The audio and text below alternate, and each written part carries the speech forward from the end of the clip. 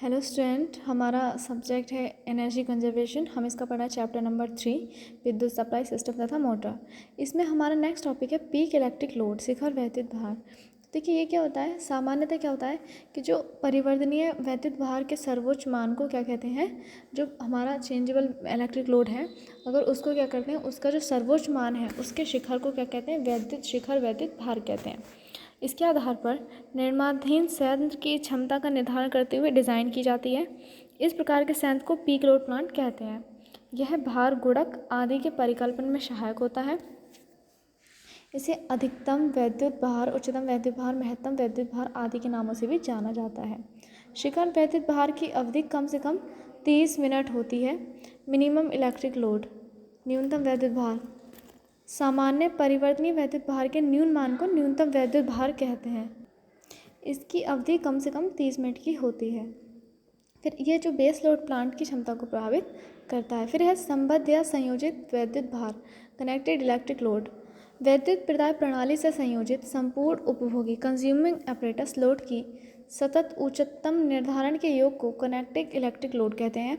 यह संभावित उच्चतम वैद्युत भार मांग का प्रतिनिधित्व करता है और संयोजित वैद्युत भार गुणक के परिकलन में सहायक होता है।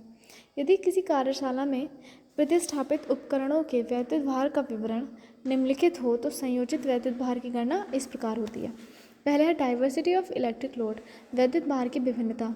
विभिन्न वैद्युत उपभोक्ताओं द्वारा भिन्न भिन्न समय में की गई व्यक्तिगत उच्चतम मांग के योग को लोड की विभिन्नता कहते हैं। इसका प्रयोग विभिन्नता गुणक के परिकलन में होता है तथा इसकी समकालीन उच्चतम मांग द्वारा निर्माण के लिए विचाराधीन संयंत्र की स्थापना, संयंत्र की प्रतिस्थापित क्षमता का आकलन करते हैं। फिर आता है एवरेज इलेक्ट्रिक लोड, औसत वैद्युत भार। ये क्या होता है, यह कुल उत्पादित विद्युत ऊर्जा की इकाइयों किलोवाट आवर तथा तत्समित घंटों में समय का अनुपात होता है। इसकी मात्रा वाट या किलोवाट है। इसे प्राय समय के साथ व्यक्त करते हैं, जैसे प्रतिदिन, मासिक तथा औसत वैद्युत भार इत्यादि। फिर आता है आपका औसत वैद्युत भार। आपका क्या होता है, उत्पादित वैद्युत ऊर्जा kWh अपॉन आवर। प्रतिदिन औसत वैद्युत भार क्या होगा, प्रतिदिन उत्पादित वैद्युत ऊर्जा अपॉन 24। फिर है मासिक, मासिक होगा तो 24 को क्या कर देंगे, 30 से मल्टीप्लाई कर देंगे। वार्षिक होगा, वार्षिक उत्पादित वैद्युत ऊर्जा 365 इंटू 24। फिर है औसत वैद्युत भार क्या होगा आपका, वैद्युत भार का क्षेत्रफल कितना एरिया है और उसका बेस कितना है। तो इसमें क्या होता है हमेशा कि अधिकतम वैद्युत भार जो होता है, मैक्सिमम इलेक्ट्रिक लोड, वो किससे ज़्यादा होता है, औसत वैद्युत भार से ज़्यादा होता है। और ये किससे ज़्यादा होता है, न्यूनतम वैद्युत भार। ठीक, मैक्सिमम इलेक्ट्रिक लोड जो होता है वो बड़ा होता है एवरेज इलेक्ट्रिक लोड से, और मिनिमम इलेक्ट्रिक लोड जो होता है वो छोटा होता है एवरेज इलेक्ट्रिक लोड से। फिर आता है इलेक्ट्रिक डिमांड फैक्टर, वैद्युत मांग गुणक। यह किसी वैद्युत प्रदाय प्रणाली पर वास्तविक अधिकतम मांग जो किसी उपभोक्ता द्वारा की गई हो तथा उसी वैद्युत प्रणाली से संयोजित निर्धारित वैद्युत भार का अनुपात होता है। इसका मान सदैव एकांक से कम होता है। फॉर्मूला इसका क्या होता है, देखिए मांग गुणक क्या होता है आपका, DF डिमांड फैक्टर, अधिकतम मांग अपॉन संयोजित भार इज लेस देन 1। हमेशा क्या होता है, ये कम होता है। तो demand factor is equal to maximum demand upon connected load is less than 1। Note देखिए क्या करना है यहाँ पे कि चूंकि संयोजित भार की अपेक्षा उपभोक्ता द्वारा की गई अधिकतम मांग का जो मान होता है वो सदैव कम होता है, इसलिए मांग गुणक का मान भी सदैव एकांक से कम होता है, जैसा कि फॉर्मूले से स्पष्ट है। मांग गुणक की सार्थकता, सिग्निफिकेंस ऑफ डिमांड फैक्टर। मांग गुणक की सहायता से विद्युत जनक केंद्र पर आने वाले अधिकतम वैद्युत भार का अनुमान लगाया जा सकता है, जिससे उसकी कैपेसिटी तथा कीमत ज्ञात की जा सकती है।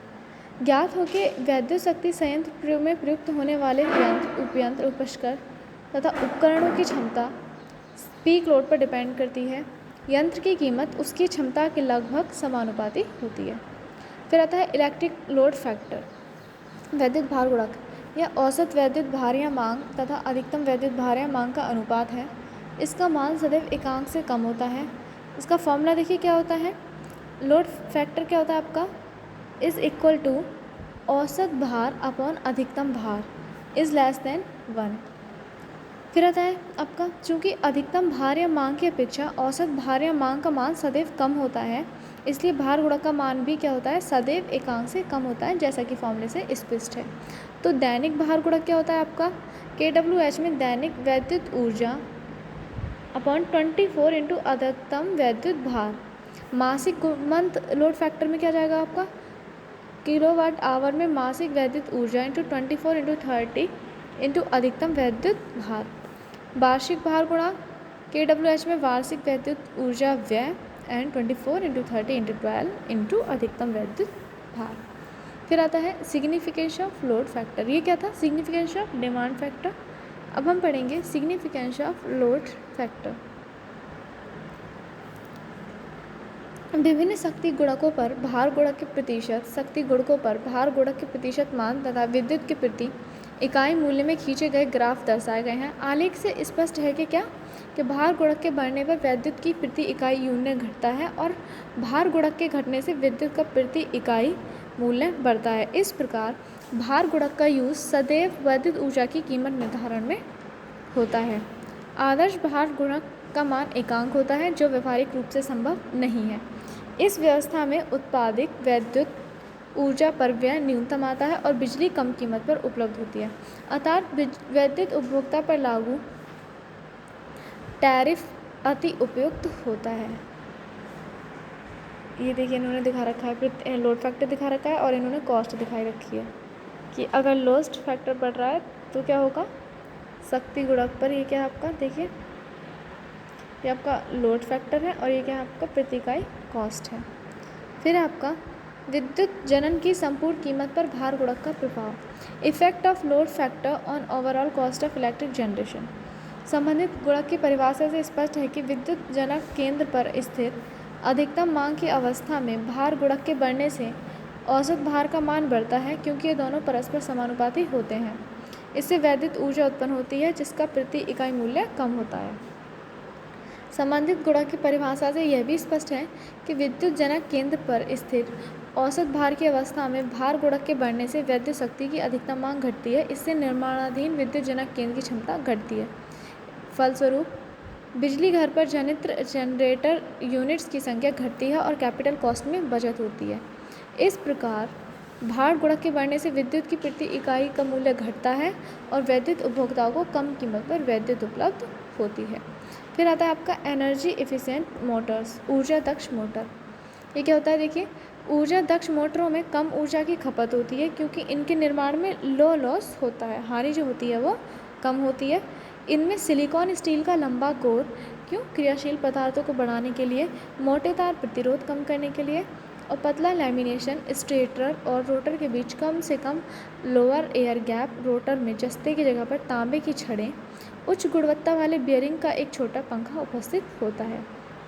इनमें कंपन तथा निर्गत ऊष्मा का अपव्यय कम होता है। इससे रोटर की कम क्षति होती है और विश्वसनीयता और क्षमता बढ़ती है।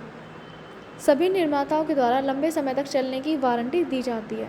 ऊर्जा दक्ष मोटरों का परिचालन स्टैंडर्ड जो होता है वो मोटरों की तुलना में अधिक दक्षतापूर्ण होता है और ये भारत में आसानी से उपलब्ध है। इनकी क्षमता मानक मोटरों की तुलना में 3 से 4% अधिक होती है। और देखिए ये इनकी क्षमता दिखाई रखी है, ये स्टैंडर्ड मोटर है और ये एनर्जी एफिशिएंट मोटर है, ये एनर्जी है परसेंटेज में और ये मोटर रेटिंग है किलोवाट में।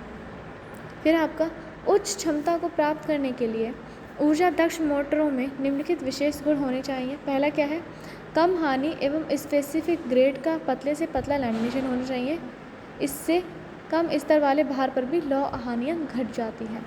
मोटा तार अधिक तांबा युक्त होना चाहिए, जिससे कम प्रतिरोध के कारण ताम्र हानियाँ घट जाती हैं। कोर की लंबाई अधिक होनी चाहिए और स्टेटर एवं रोटर के बीच वायु अंतराल कम और समान होना चाहिए, जिससे स्ट्रे हानियाँ घट जाती हैं। पंखे और इसके ढक्कन का अभिकल्पन विशेष होना चाहिए, क्यों, जिससे वायु हानियाँ घट सकें। Advantage of energy efficient Motors, ऊर्जा दक्ष मोटरों के लाभ, बेनिफिट्स देखिए क्या क्या इनके। पहला है विशिष्ट अभिकल्पन गुणों के कारण परिचालन तापमान कम होता है, जिससे मोटर का जीवन काल बढ़ता है एवं अनुरक्षण लागत घटती है। 60 से 100% भार पर बढ़ी हुई दक्षता उपलब्ध रहती है। इस कारण ऊर्जा बचत बढ़ जाती है। अधिकतर स्थिति में मोटरें पूर्ण भार पर नहीं चलती हैं। इस प्रकार की मोटरों में अंतर्निहित रूप से कम आवाज़ और कंपन होता है, जिससे पर्यावरण संरक्षण में मदद मिलती है, ध्वनि प्रदूषण कम होता है। इस प्रकार की मोटरों में उच्च शक्ति गुणांक होता है। इस बढ़े हुए शक्ति गुणांक के कारण मोटर प्रदाय करने वाली धारा की मात्रा घटती है, जिससे केबल हानि कम हो जाती है। इसमें लगभग 2% प्रणाली की क्षमता बढ़ जाती है। यूजेस कहाँ कहाँ होता है देखिए इनका, ब्लोअर्स, कंप्रेसर्स, पंखे और खींचने वाले पंपों में इनका यूज़ होता है। ऊर्जा दक्ष मोटर का उपयोग वहाँ होता है जहाँ भार गुणांक 60 से 80% के बीच होता है। थैंक यू क्लास, आज के लिए इतना ही। नेक्स्ट क्लास में पढ़ेंगे हम इससे हानियाँ क्या क्या होती हैं।